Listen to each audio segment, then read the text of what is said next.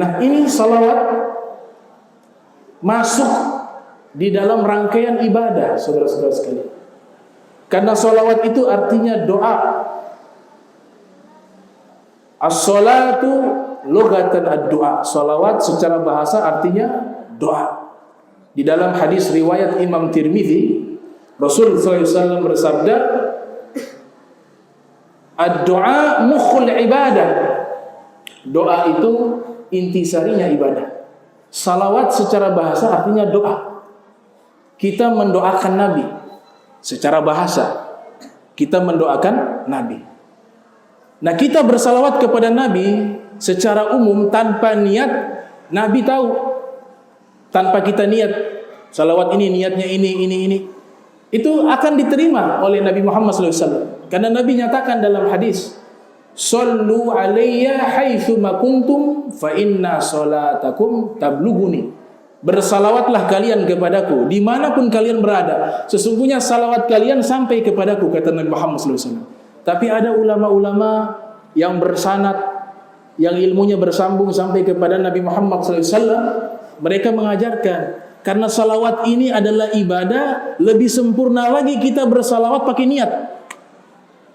Lebih sempurna lagi kita bersalawat pakai niat. Karena dia kategori ibadah. Innamal a'malu binniyat. Setiap amal ibadah tergantung dengan niat. Dirangkum 4 niat utama ketika kita bersalawat. Jadi kita bersalawat menggunakan niat jauh lebih sempurna. Mufti Kesultanan Ternate Al-Habib Abu Bakar bin Hasan Al-Tas Az-Zabidi mendapatkan sanad daripada Al-Habib Hasan Ibn Abdullah Syatiri, kita kalau mengirim Fatihah, Al-Fatihah kepada Nabi Muhammad pasti sampai Al-Fatihah ila Nabi Muhammad. Sebagian orang-orang kalangan hakikat ma'rifat min asfiya, dari kalangan para sufi, itu mereka tidak menyebut ruh. Al-Fatihah ila ruh, tidak pakai ruh. Karena punya keyakinan Nabi Muhammad hidup dengan alam yang tersendiri dalam keadaan hidup, dengan Allah berikan keistimewaan yang lebih berbeda dengan manusia-manusia biasa. Makanya Imam Baihaqi mengarang kitab berjudul Hayatul Anbiya ba'da wafatihim, hidupnya para nabi setelah wafatnya mereka, disusun oleh Al-Imamul Baihaqi. Apalagi Nabi Muhammad sallallahu alaihi wasallam. Makanya mereka ta'adduban, beradab kepada Nabi ketika mengirim doa atau bacaan Fatihah, mereka katakan Al-Fatihah ila Nabi SAW, tidak Al-Fatihah ila ruh. Kalau ruh menandakan sudah mati. Kalau orang yang masih hidup, kita ingin mengirim doa lewat bacaan surat Fatihah. Surat Fatihah itu dinamakan surat doa, surat doa. Sehingga tidak salah kita mewakilkan surat Fatihah sebagai doa, karena Al-Fatihah itu dinamakan oleh ahli tafsir surat doa. Di dalamnya ada doa. Ihdinas siratal mustaqim, siratal ladzina an'amta 'alaihim ghairil maghdubi 'alaihim waladdallin. Itu ungkapan doa. Maka digunakan ini surat Asy-Syifa Al-Wafi' Al-Kanz. Nama lainnya surat obat, surat harta yang berharga. Semuanya itu terhimpun dalam surat Fatihah. Kalau orang yang masih sehat atau orang yang sakit, kita ingin mengirim Fatihah ditambah ruh dan jasad. Al-Fatihah ila ruh wal jasad biduni alif lam, karena nanti mudhafile. Al-Fatihah ila ruh wal jasad fulan ibn fulan. Al-Fatihah. Itu yang masih hidup. Jadi obat, asy-syifa. Kalau orangnya sudah meninggal, jasadnya dibuang. Al-Fatihah ila ruh fulan ibn fulan. Al-Fatihah. Itu kalau orang awam, orang biasa. Tapi kalau Nabi Muhammad sallallahu alaihi wasallam, kita sebutkan Al-Fatihah ila Nabi sallallahu alaihi wasallam. Dia langsung tersambung kepada Nabi, apalagi ditambah kata min. Al-Fatihah ila Nabi sallallahu alaihi wasallam min Abdurrahman bin Kamil As-Sagaf. Saya Fatihah kepada Nabi Muhammad dari saya. Sebut nama Abdurrahman bin Kamil As-Sagaf. Fulan ibni fulan. Maka itu ketika kita salawat dengan niat seperti ini, saat itu juga Nabi langsung terima salawat kita.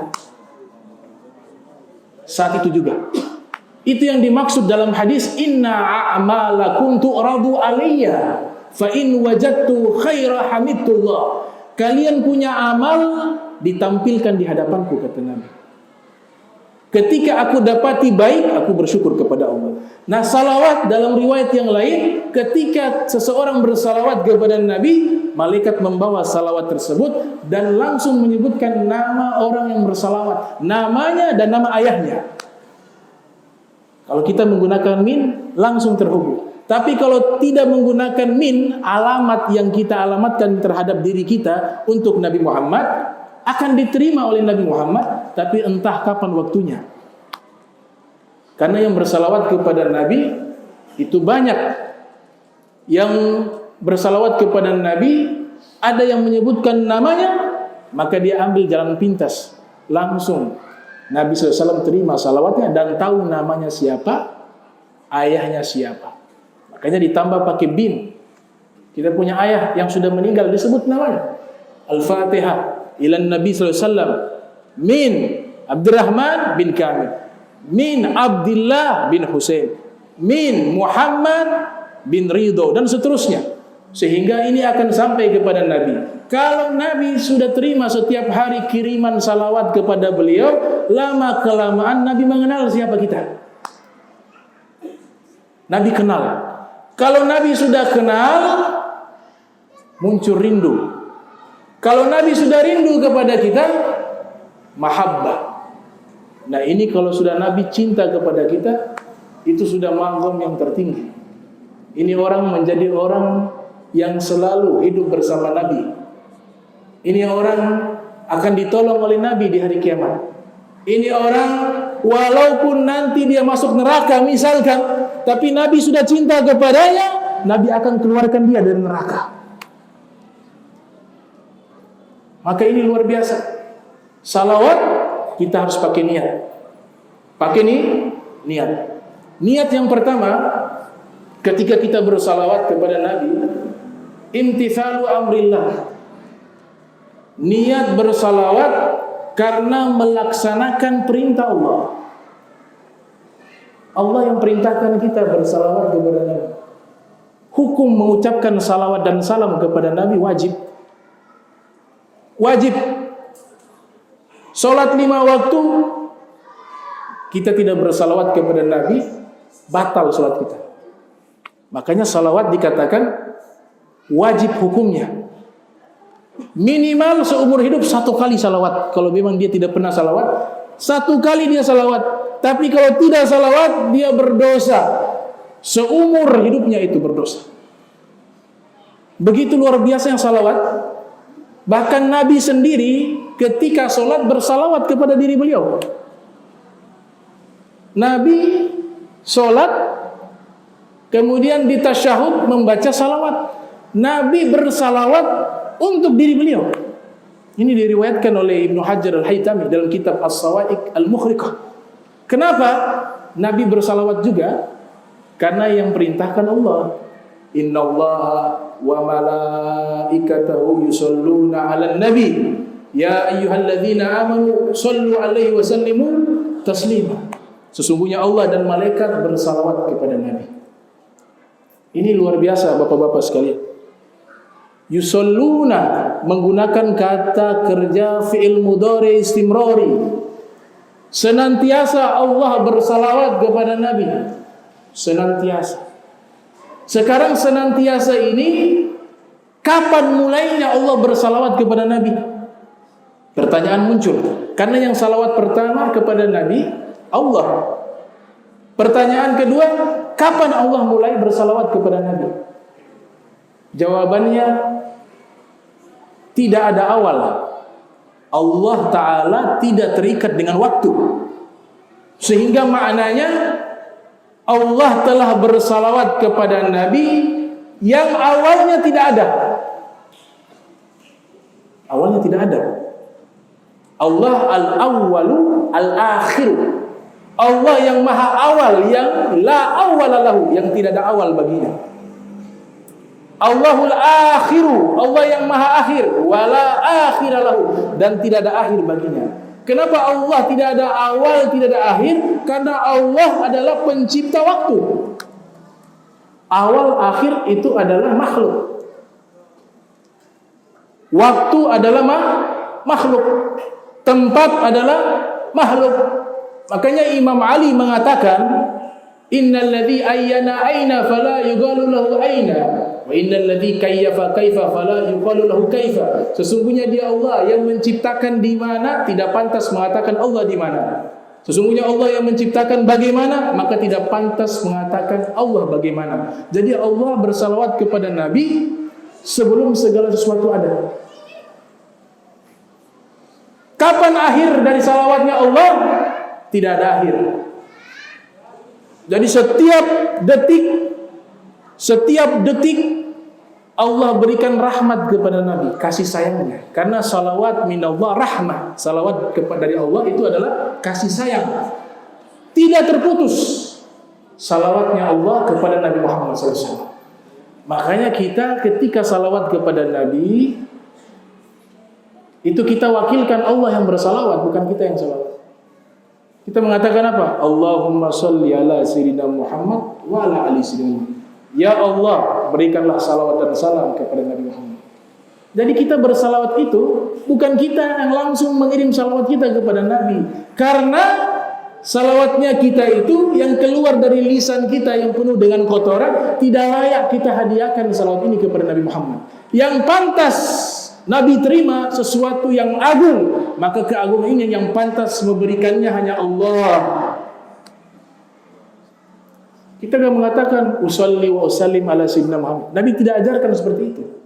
Tapi Nabi ajarkan. Sahabat bertanya, ya Rasulullah, bagaimana cara bersalawat dan mengucapkan salam kepada engkau? Nabi katakan, kul, ucapkanlah Allahumma sholli ala sayyidina Muhammadin wa ala ali sayyidina Muhammad. Jadi Allah yang bersalawat, kita titipkan salawat kita kepada Allah, kemudian Allah berikan kepada Nabi Muhammad. Itu yang pertama, kita niat melaksanakan perintah Allah Subhanahu wa taala. Niat yang kedua, balas budi kepada Nabi. Salawat ini kan paling minimal cara balas budi. Orang berbuat baik kepada kita, Nabi perintahkan kita harus balas. Wajib balas. Orang buat baik kepada kita, kita wajib balas kebaikannya. Ini Nabi nyatakan dalam hadis riwayat Abu Daud yang lahir tahun 202 Hijriah, wafat 275 Hijriah. Rasul sallallahu alaihi wasallam bersabda, "Man sana'a ilaikum ma'rufa fakafi'uhu, fa in lam tajidu ma tukafi'uhu fad'u lahu hatta tarau annakum qad kafa'tumuhu." Siapa orang yang berbuat baik kepada kalian, wajib kalian balas, kata Nabi. Kalau kalian tidak mampu membalas kebaikannya, minimal kalian doakan dia dengan kebaikan. Sehingga kalian sudah menganggap ini doa ini sudah cukup untuk membalas kebaikannya. Jadi balas budi yang paling standar, paling minim, paling bawah itu adalah doa. Nah, kita tidak bisa membalas budi kepada Nabi. Tidak bisa membalas budi kepada Nabi. Tapi sebagai bentuk akhlak yang sudah diajarkan oleh Nabi, kita doakan Nabi sebagai bentuk balas budi kita dengan cara bersalawat kepada Nabi. Nah, karena kita bingung doa apa yang layak untuk Nabi, kita bingung. Mau minta, ya Allah ampunkanlah dosa Nabi Muhammad, tidak punya dosa. Ya Allah berikan Nabi Muhammad surga Firdaus, yang pegang kunci beliau. Ya Allah, angkat derajat Nabi Muhammad. Derajatnya sudah mentok paling tinggi, udah gak ada lagi yang di atas. Kayaknya ulama mengatakan fauqan Nabi Allah. Fauqan Nabi Allah. Di atas Nabi Muhammad pangkatnya adalah Allah. Artinya sudah tidak ada lagi magom tertinggi yang bisa melampaui pangkat Nabi Muhammad.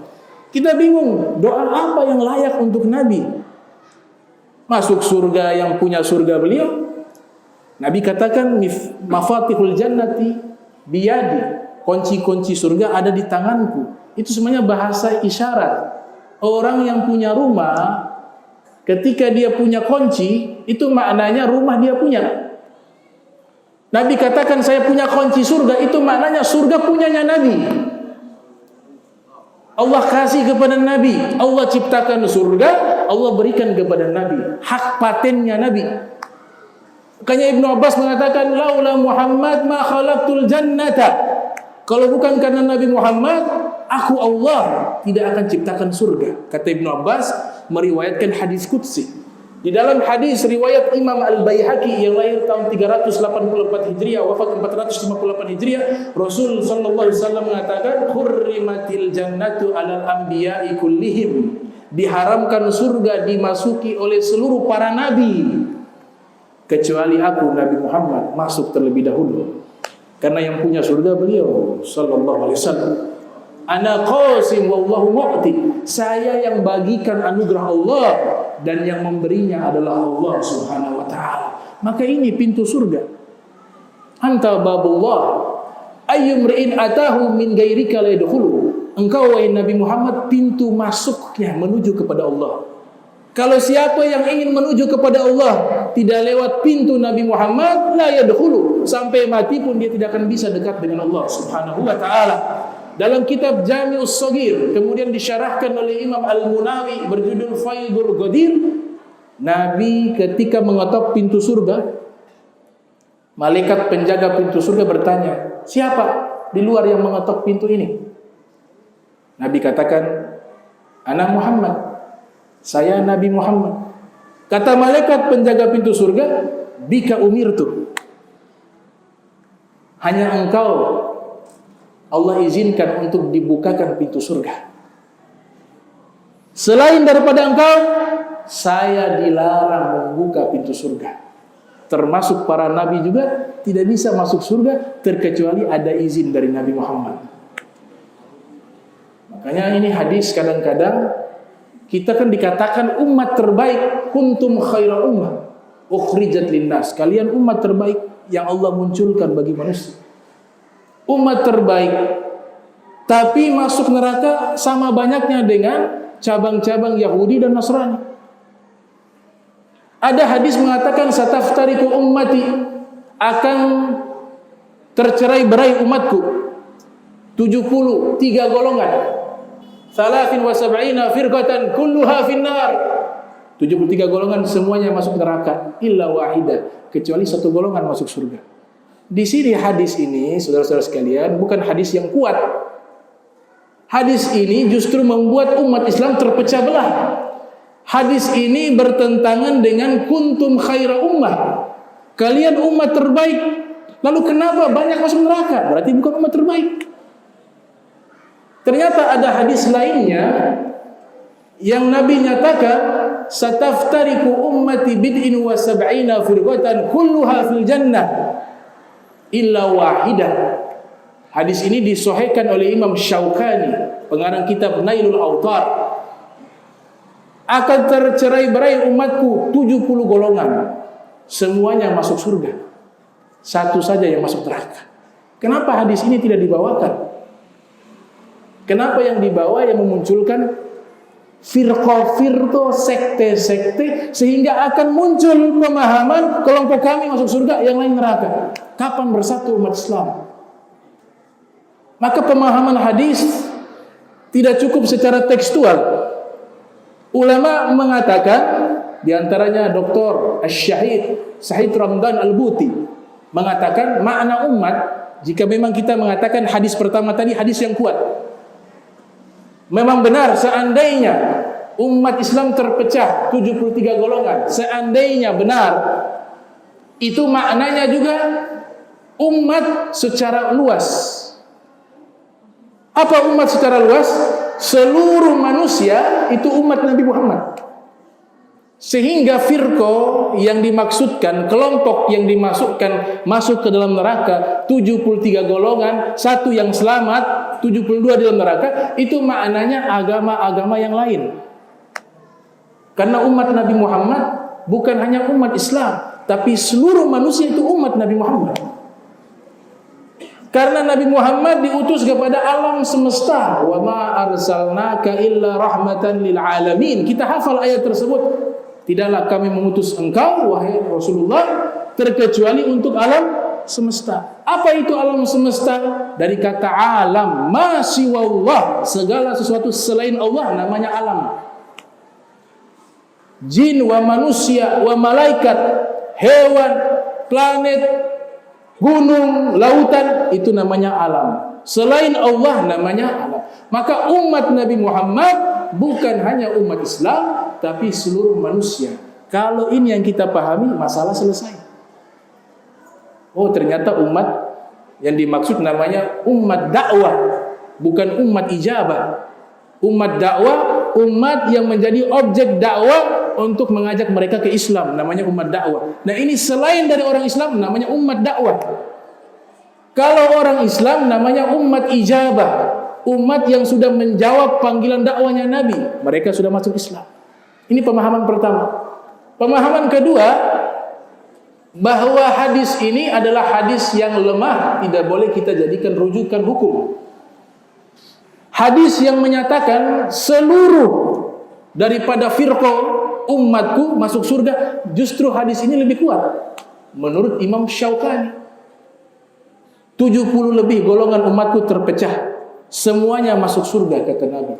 Kalau memang ini yang kita gunakan sesuai dengan firman, kuntum khaira ummah, karena kalian umat terbaik. Satu yang masuk neraka.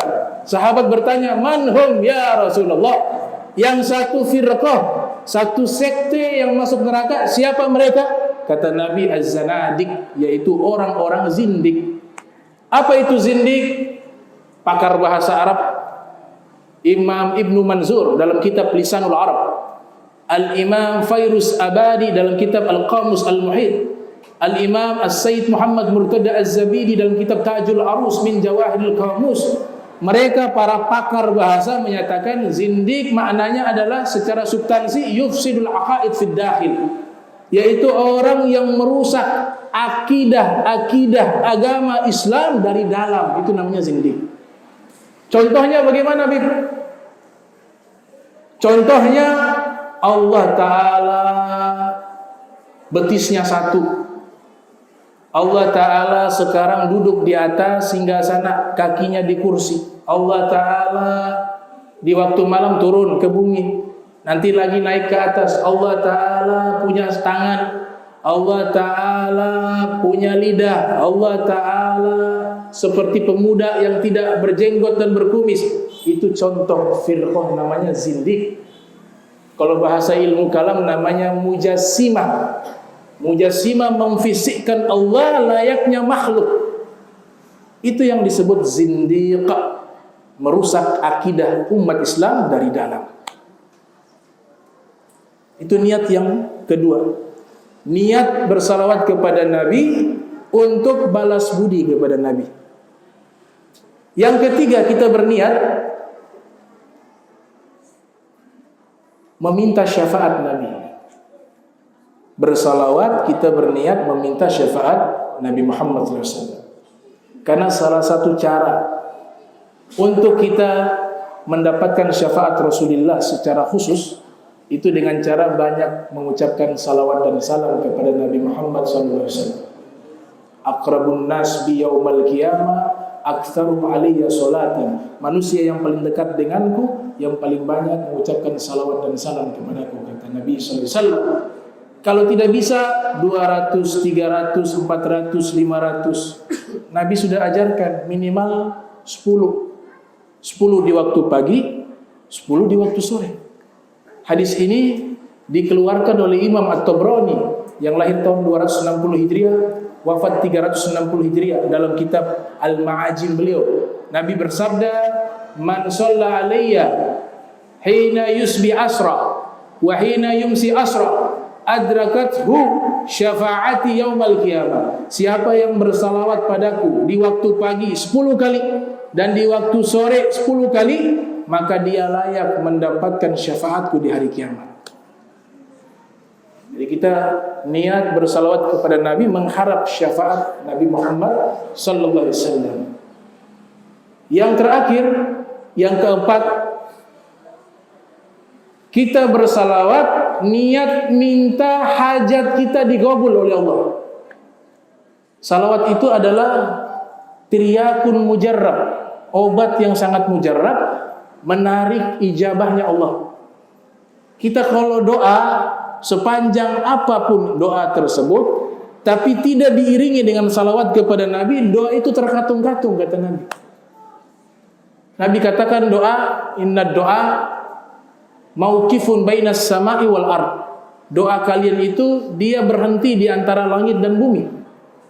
Hatta tusalli alayya, kecuali engkau bersalawat padaku, baru doa itu diterima oleh Allah. Makanya ketika kita mengucapkan salawat, kita iringi juga dengan permintaan. Minta apapun silakan, selama itu baik. Untuk urusan dunia minta, untuk urusan akhirat minta lebih banyak. Di dalam hadis yang diriwayatkan oleh Imam Al-Baihaqi dalam kitab beliau, Rasul SAW bersabda, man shalla alayya yaumal jum'ati wa lailatal jum'ati mi'ata marrah qadallahu ta'ala lahu mi'a hajah sab'in min hawaidil akhirah wa thalathin min hawaij dunya. Siapa yang mengucapkan salawat dan salam kepadaku di hari Jumat dan di malam Jumat, bukan atau ya, dan berarti hari tersebut mau siang mau sore kita baca, ditambah malamnya lagi 100 kali. Siapa yang membaca salawat dan salam kepadaku di hari Jumat dan di malam Jumat sebanyak 100 kali, maka Allah Ta'ala akan berikan kepadanya, penuhi baginya 100 hajat. 70 hajat di akhirat, 30 hajat di dunia. Ini menarik ijabah, mustajabah. Dan salawat kepada Nabi sallallahu alaihi wasallam, kita punya masalah apapun, jika banyak bersalawat kepada Nabi dan Nabi sudah mengenal kita, semua masalah itu kita minta untuk Allah angkat, saat itu Allah angkat. Ada muhib Rasul, pencinta Nabi Muhammad, ulama bernama Syekh Yusuf An-Nabhani. Beliau mengarang kitab tentang salawat kepada Nabi berjudul Afdalus Salawat ala Sayyidi Sadat. Ada seorang ulama bernama Syekh Hamid Afandi yang ada di Damaskus, di Suriah. Beliau kedatangan tamu di waktu malam, wuzara Damaskus, yaitu para menteri di kota Damaskus. Mereka datang menemui Syekh Hamid Afandi, mengatakan kepada Syekh Hamid Afandi, wahai Syekh, besok engkau mau ditangkap, mau dijebloskan ke dalam penjara. Mungkin beliau ada masalah waktu itu dengan pemerintah, sehingga diutus menteri-menteri datang ke rumahnya memberikan kabar, besok engkau akan ditangkap dan dimasukkan ke dalam penjara. Syekh Hamid Afandi terkenal orang yang lazam salata wassalama ala nabi, terkenal orang yang selalu melazimkan salawat dan salam kepada Nabi Muhammad SAW. Maka di malam hari, layaknya manusia seperti kita, jika ada masalah tidur tidak nyaman, apalagi besok dapat informasi mau ditangkap. Syekh Hamid Afandi tidurnya tidak nyaman, sampai akhirnya susah tidur. Dapat kesempatan tidur sesaat, bermimpi berjumpa Rasul SAW. Kemudian Nabi katakan, engkau baca salawat ini, masalahmu akan diangkat oleh Allah Subhanahu wa Ta'ala.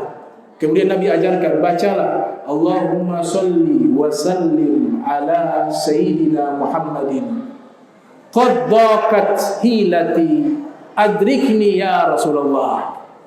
Baca itu, kata Nabi. Bangun dari tidurnya, sigot salawat itu dihafal oleh beliau.